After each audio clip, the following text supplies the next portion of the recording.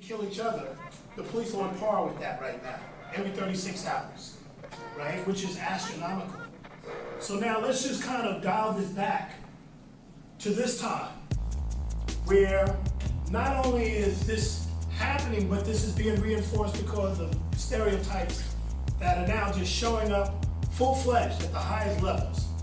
The president wants to see blackface. The senators think that we are all backwards and shiftless and every type of stereotype that you can think of. There is no alternative to this. And black people are being lynched left and right. Not only are they being lynched, but by 1919, 1920, 1921, you have a series of race riots. And I think the term riot is misleading because it implies that, 12 people from one side came and started fighting 12 people from the other side, and they duked it out, and somebody got the best of each other. It's more like a massacre. A bunch of folks came over to a part of town and started going on. Right now, 2013, the president didn't say nothing, even as he's dropping drones and building a drone base in Africa and being the most powerful person in the world. Even as we have black Congress people, the Congressional Black Caucus that considers itself the conscience of Congress. You didn't have no meetings, you didn't have nothing. But this went on. So I'm only trying to paint the picture to say that if that's happening now, what do you think was going on back then? When they just were like, you know what? We think you were looking at this white lady, lynch him. And when a lynching happens, have people ever seen the postcards that they put out? Have people ever seen those pictures? So they used to send postcards in the mail of lynchings. And you would see little kids there watching, smiling, pointing, standing next to the body. And before people were lynched, they were burned and their testicles cut off. Well, thank you all for being in the classroom. And and as soon as thanks a lot, family. Don't worry about the black tape. All right. Now, is this a class? Yeah. Say hello to the class. Say hello. Hey, class. Hey, class. I don't know what a class is. Where are you? I'm in San Francisco, my brother. San Francisco State. There you go. The Bay Area. Yes, sir. Where revolution seems to start. Let me start off with you first, Hakim. We've had this conversation, we've had debates, we've seen you debate.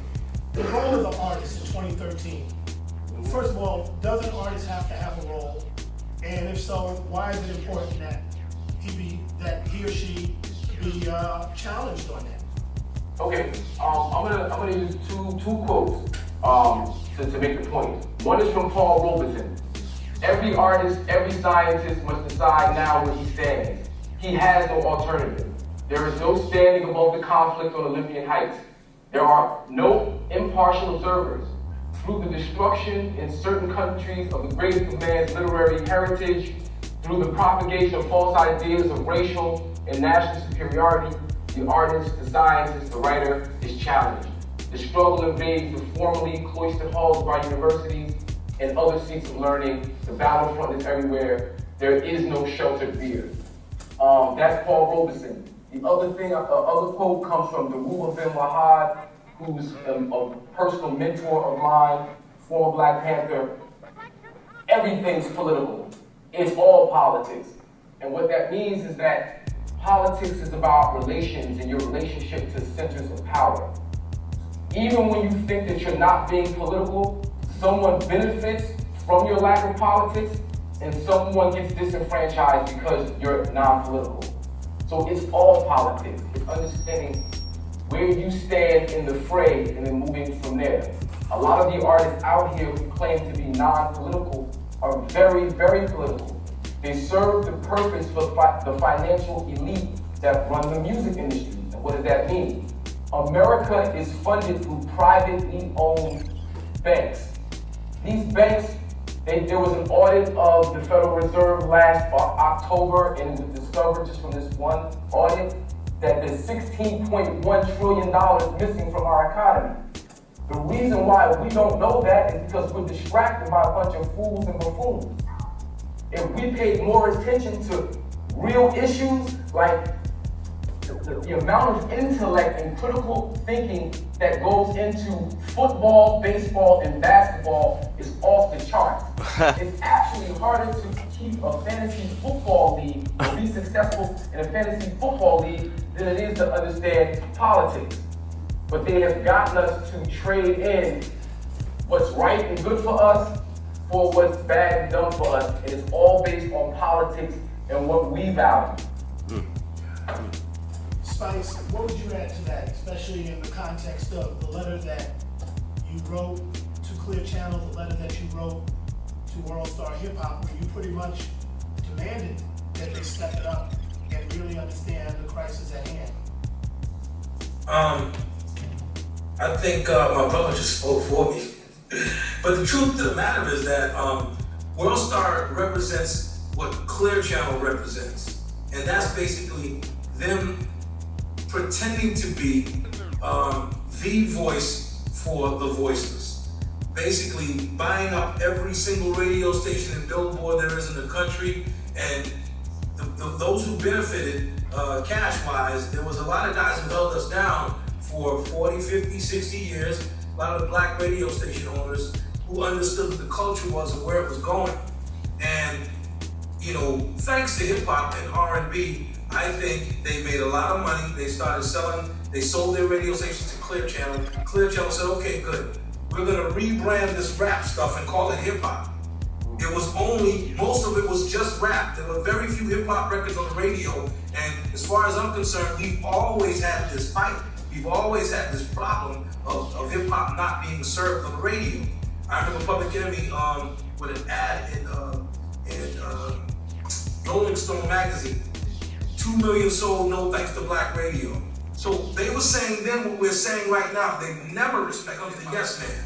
Now the whole thing is lost because of this guy who wants to sell his soul to a radio station. I think that we are perceived the wrong way. And there's a whole lot of us who think the way Hakeem thinks. The thing is, we just don't have a platform anymore. But again, we've never had a platform. And now that the platform has gotten bigger, now that the platform has become internet, now the suckers are taking control of the internet, and all they have to know is a little bit of the language, and they can type what they want to type, and they're in. Well, the problem here is that they don't know that we exist, and I'm glad that World Star and a couple of these other so-called hip-hop websites are popping up, because now they have to be challenged, and they gotta prove to us that they're really hip-hop, because I know Hakim knows, I know Davey D knows, and I know who hip-hop is and what hip-hop is, and I can't be led by no dollar signs at all to play hip-hop out. I know that it's a culture. I know that that culture not only represents who I am, but who my children are, who my grandchildren will be, because this is a culture that we created. This is a culture that we have to preserve. Let me kind of put this in context, because you're using the word hip-hop and rap, and I want to put this in the continuum of this debate around art and the challenges that come. So keep in mind what we talked about with the Black Arts Movement. So I do, I speak to young folks all the time, and when I explain to them what hip hop is, I explain to them that hip hop is not what we do, but how we do it. It's how we see ourselves, it's how we relate to ourselves, it's how we communicate with each other. Now, coming out of the late 60s, when the riots were happening, when there was a lot of social protests, there was a cultural revolution taking place, the Kerner Commission was put together to identify why were black people rioting. What was found is that it was a lack of services, educational services, social services, employment. Our neighborhoods had been divested. There was divestment to the point where our neighborhoods were crippling, and that something had to be done. But nothing was really done. Affirmative action is, Dave, I'm sure will go into why affirmative action isn't what everyone thinks it is. In New York City, because of divestment in the school system and social services, organizations like the Universal Zulu Nation were created as a response from the lack of services and infrastructure. When Who Hurt did a free park jam, it was to give young folks a place to express themselves, because there really was no place in the South Bronx where you can express yourself in a controlled environment, a safe environment. When you look at what DJs do, and that whole art form comes out of no music programs in the schools. When we look at breakdancing and phys ed and sports and physical activity, like this is how we took Kujichagulia is a Kiswahili term. We know it from Kwanzaa, and it means self-determination. Hip hop is truly poor people's expression of self-determination. There was a code and an ethic created through the Universal Zulu Nation. There was a rite of passage that was created which brought young men into adulthood. It's not just about rapping. That's the biggest hoax that's been played on us in the last 30 years, is to make us think that hip-hop culture is about rapping. Hip-hop culture is so much more that it really is a unifying force amongst poor people from 1972, 1973 until the present. I want to just build on that when you said a unifying force, because here a lot of people would be skeptical. I'll say I don't see that, but having traveled the world, you have seen that. We've seen that in France. The senators think that we are all backwards and shiftless and every type of stereotype that you can think of. There is no alternative to this.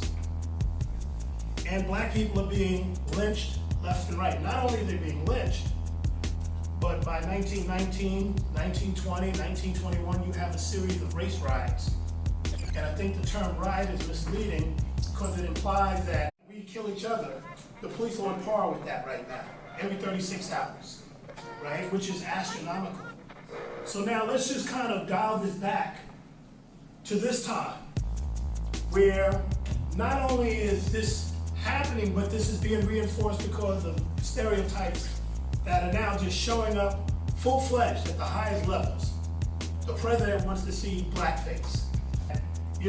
12 people from one side came and started fighting 12 people from the other side, and they duked it out, and somebody got the best of each other. It's more like a massacre. A bunch of folks came over to a part of town and started going on. Right now, 2013, the president didn't say nothing, even as he's dropping drones and building a drone base in Africa and being the most powerful person in the world. He's like, you know what? We think you were looking at this white lady, lynch him. And when a lynching happens, have people ever seen the postcards that they put out? Have people ever seen those pictures? So they used to send postcards in the mail of lynchings. And you would see little kids there watching, smiling, pointing, standing next to the body.